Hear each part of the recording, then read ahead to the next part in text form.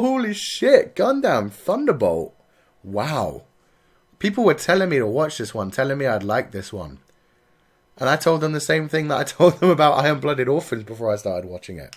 That I don't particularly like mecha anime. And then I watched this, and I am hooked. This is... Okay, I have to give this disclaimer kind of thing right here. I am not a big Gundam fan. Anybody who watches my Iron-Blooded Orphan reviews knows this. I watched Wing way back when, and I can't remember it. I watched Seed and Seed Destiny. So I'm pretty lost as to the whole Zeon Federation war. I know that Zeon are kind of the bad guys, Federation are kind of the good guys, but they've given them both human elements now and shown that they're just two sides that are fighting and made you sympathize with both of them. And that's what this one does again. So I don't know much about the war that's actually going on right now. I know it's in part of the UC timeline, whatever that is, but pretty much nothing else. So this is a review that's taking it standing by itself. And it's goddamn brilliant. I mean, the first thing I have to talk about, the character designs. Incredible. The animation in general, incredible. God damn, it was beautiful. There was never a moment that things really stopped in this show. There were never moments that felt like they were trying to waste out some of the time and try to get cheaper animation in. It was just all gorgeous. When it came to the battles, they were constantly moving. They never like zoomed into the pilot in the thing and just kind of focused on his face for a good 5 seconds while he talked. If the face was a part of it, they did like a cross section while the mobile suit was still fighting. It was gorgeous to watch. The fights were amazing. The visual effects when the beam cannons were going off were, oh my god, absolutely gorgeous.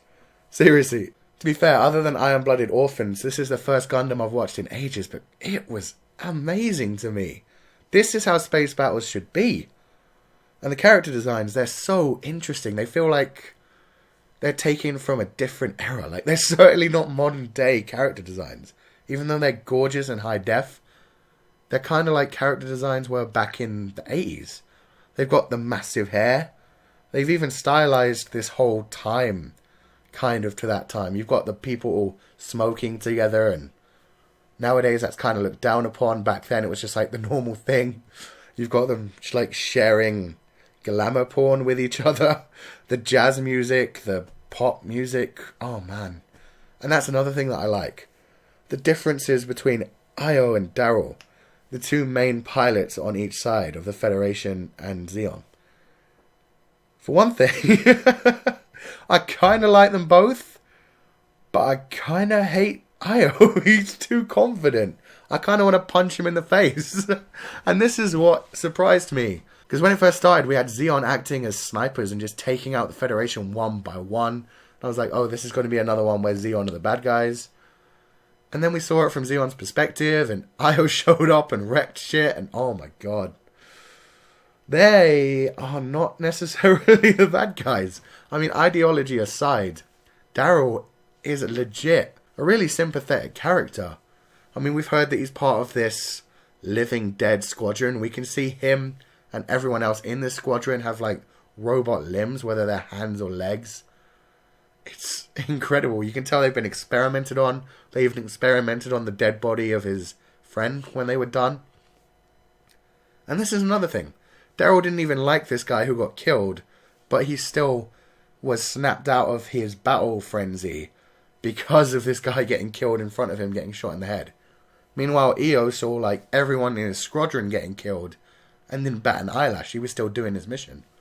So they're such different characters, and they show that in the character design too. They show that in the music that they listen to. Like, the Zeon guys are listening to their own music in their own cockpits, and Federation guy, Io, has, like, loud jazz music playing while he fights. Literally, it's so loud you can hear it outside of his Gundam while he's wrecking your shit. Oh, and that was another brilliant bit of animation. There was this moment after Io got his Gundam where he was just basically showing it off and trying it out. And he took on a bunch of Zeon pilots and wrecked them all. And we saw it first person from one of the Zeon pilots getting destroyed. Each one of his weapons getting wrecked. His arms getting cut off. His arms flailing, his legs flailing as he tried to run away. And then finally, Io just showing up and stabbing into the cockpit. And you could hear the jazz playing. Oh, man. And they noticed the jazz playing because after he killed Zeon's, like, soldier, he said to them, when you hear jazz playing, you'll know it's me coming. Dude is so confident, such a douche, but still so lovable in his confidence. I loved the way he handled his woman as well. Again, that was so 1980s. She's like trying to give up on him and he's just straight up like taking the slap that she threw at him, grabbing her and pulling her into a kiss. It's the style that we don't really see much anymore and I love it. So yeah, this was a great first episode. I'm really invested in the characters. I don't particularly care who's going to win this war. I just want to see the character-driven story right now. Either one can win.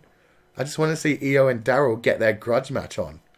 It's too bad the next episode won't be for ages. So let me know what you guys thought of this first episode in the comment section below. If you like this review, whack that like button like you mean it. And subscribe if you haven't already to see more reviews from me. And I will see you guys next time.